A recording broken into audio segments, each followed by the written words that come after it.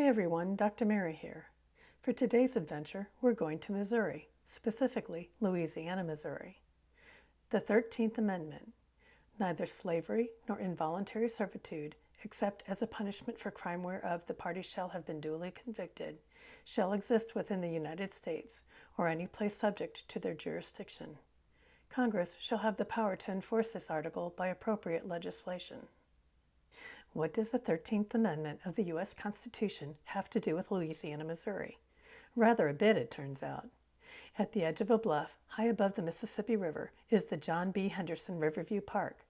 It's a small park, but mighty. It contains several interesting items, but the astounding statue there holds the key to this story. Of the 3 plaques mounted on the base, one contains the text of the amendment. Let's let the largest plaque continue with the rest of the story. John Brooks Henderson, November 16, 1826 to April 12, 1913. John Brooks Henderson was born in Virginia and moved with his family to Lincoln County, Missouri when he was 6 years old. By age 10, he was an orphan. Henderson overcame what could have been a life of obscurity to be a Pike County teacher, lawyer, and state legislator. He lived and worked in Louisiana and was the first president of the Bank of Louisiana.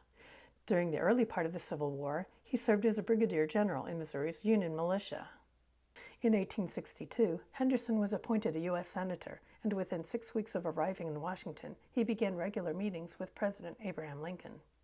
Though a one-time slave owner himself, Henderson in 1864 drafted and introduced the 13th Amendment to the U.S. Constitution outlawing human bondage, the first time the nation's founding document had been altered in 60 years.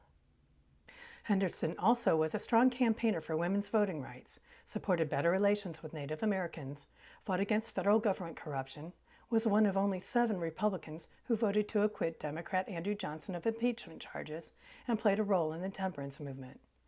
Land for the park you are in was donated by Henderson and his wife, Mary Foote Henderson, to the city of Louisiana in May 1903.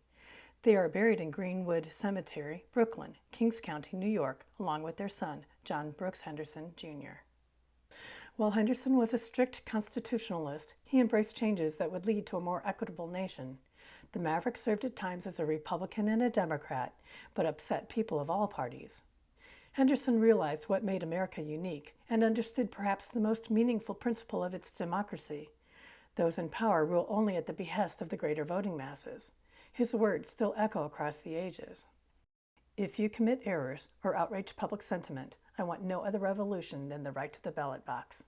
With the Constitution unimpaired, we may yet appeal to the popular heart for the approval of right and the redress of wrong.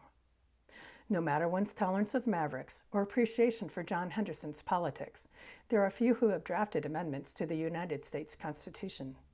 The city of Louisiana seems justifiably pleased with this native son.